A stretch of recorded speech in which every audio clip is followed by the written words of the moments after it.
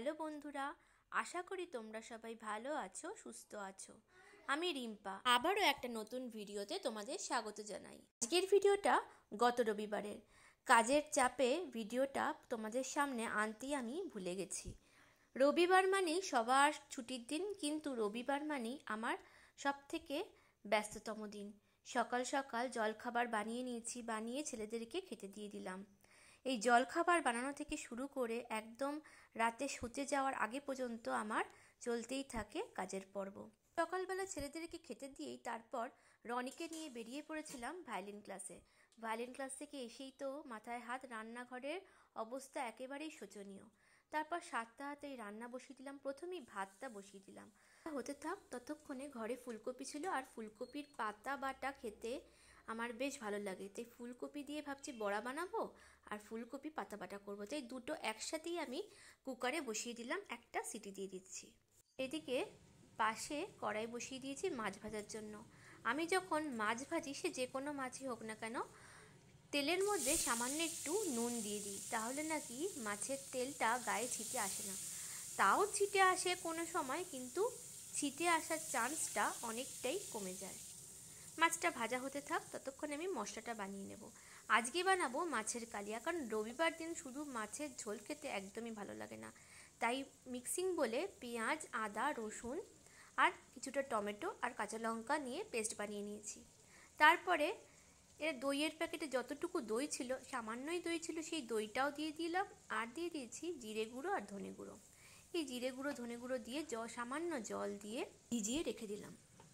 এদিকে মাছটাও একটা পিঠ ভাজা হয়ে গেছে। বাড়ি আস্তে আস্তে এত বেলা হয়ে যায় যে তাড়াহুড়ো করে রান্না বান্না করতে হয়। মাছ ভাজতে ভাজতে দেখো সবজি ডাকছে, দেখি এবার এখানে কি পাওয়া যায়। 200 পিস? হ্যাঁ, তোর কি হয়েছে? তার দাও, দেখো।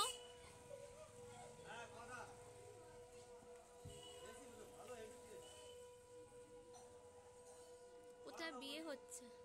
দুটো দিয়ে দাও। এই কপি পাতা, হ্যাঁ কপি পাতাগুলো দাও, কপি পাতা এক্ষুনি আমি বসিয়েছি, দাও।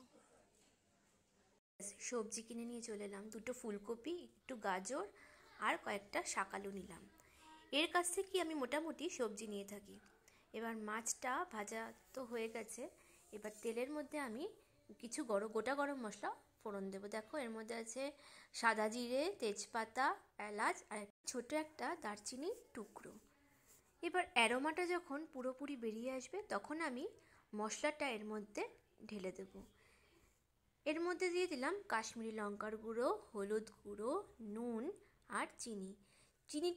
চিনিটাও যদি আমি ফোড়নে দিতাম না, তাহলে রঙটা খুব সুন্দর আসতো, কিন্তু দিতে ভুলে গেছি, তাই মশলা কষানোর সময় আমি চিনিটা দিয়ে দিলাম। দেখো মশলা থেকে তেলটা ছেড়ে এসছে। এবার আমি এই মশলার বাটি ধোয়া সামান্য জল এর মধ্যে দিয়ে আবারও ভালো করে নেড়ে নেব। জলটা ফুটে গেছে। এবার আমি এর মধ্যে ভেজে রাখা মাছগুলো দিয়ে ফুটতে দেব। প্রেসার কুকারে একটা সিটি পড়ে ঠান্ডা হয়ে গেছে। এবার ফুলকপিটাকে আলাদা করে সরিয়ে নিয়েছি। কপি পাতার রসটা জলটা ভালো করে চিপে মিক্সিং বলে আমি দিয়ে দেব। এর সাথে আমি দেব রসুন আর লঙ্কা, সব একসঙ্গে বেটে নেব। বাটতে গেছি না যেই অমনি কারেন্টটা অফ হয়ে গেল, তাই আর মিক্সিতে বাটা গেল না। বাধ্য হয়ে এই শিলনোড়াতেই আমাকে এই কপি পাতাটা বেটে নিতে হবে। এই দেখো আমি সুন্দর করে বেটে নিয়েছি। মাছের ঝোলটাও আমার পুরো হয়ে গেছে। এই এত কিছু রান্না করতে করতেই না প্রায় 2:30 বেজে গেল। মাছের কড়াইয়ের মধ্যেই আমি সামান্য একটু সর্ষের তেল দিয়ে তাতে কালো জিরা ফোড়ন দিয়ে কপি পাতাটা নুন আর চিনি দিয়ে ভালো করে ভেজে নিয়েছি। এতে খেতে আরও বেশি ভালো লাগবে। এদিকে ফুলকপি বড়া বানানোর জন্য বেসন, চাল গুঁড়ো, হলুদ, নুন, চিনি, একটু লঙ্কা গুঁড়ো দিয়ে ভালো করে একটা ব্যাটার তৈরি করে নিয়েছি। এবার কপি বড়াগুলোও ভেজে দিচ্ছি গরম গরম। এদিকে আমার স্নান পুজো সব হয়ে গেছে। এবার খেতে বসে যাব। ব্যাস, সব টেবিলে সব খাবার সাজিয়ে হাজির হয়ে গেছি।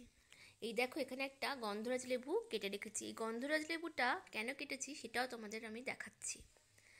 ডাল তো আজকে বানাইনি, তাহলে গন্ধরাজ লেবুটা কী দিয়ে খাবো? এই দেখো, মা আমার জন্য, আমার জন্য নয়, আমাদের 3 জনের জন্যই মাছের মাথা দিয়ে মুগ ডাল বানিয়ে পাঠিয়ে দিয়েছে।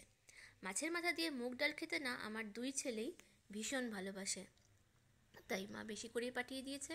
আজকে আর ডাল রান্না করতে হলো না। দুপুরবেলা খাওয়ার পাতে আমার ডাল লাগেই, ডাল ছাড়া আমি একেবারেই ভাত খেতে পারি না। আর মাছের মাথা দিয়ে মুগ ডালের সঙ্গে যদি একটু গন্ধরাজ লেবু থাকে না, তাহলে খাওয়াটা আরও বেশি জমে যায়। এর সাথে গল্প করতে করতে আমার ভাত বাড়াও হয়ে গেল। আজকের পুরো ভিডিওটা তোমাদের কেমন লাগলো অবশ্যই কিন্তু আমাকে কমেন্টে লিখে জানিও। সবাই ভালো থেকো, সুস্থ থেকো। আজ তাহলে এই পর্যন্তই, খুব শিগগিরই দেখা হবে অন্য কোনো ভিডিওতে।